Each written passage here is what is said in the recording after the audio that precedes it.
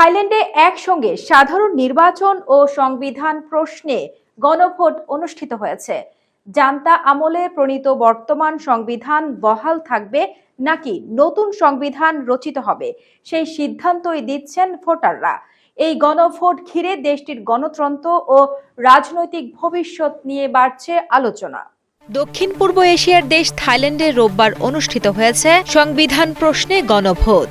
একই দিনে ভোটাররা অংশ নিচ্ছেন সাধারণ নির্বাচনেও। গণভোটের প্রশ্ন একটাই, জান্তা সরকার প্রণীত বর্তমান সংবিধান অনুযায়ী দেশ চলবে নাকি নতুন সংবিধান রচনা করা হবে।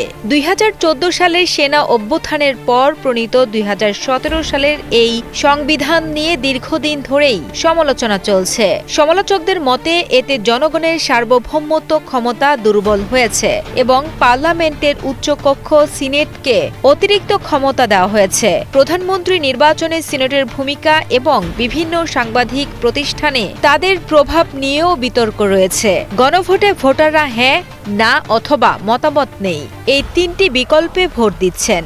হ্যাঁ ভোটে জয় এলে নতুন সংবিধান প্রণয়নের প্রক্রিয়া শুরু হবে। তবে বিশেষজ্ঞদের মতে সম্পূর্ণ নতুন সংবিধান কার্যকর হতে অন্তত 2 বছর সময় লাগতে পারে।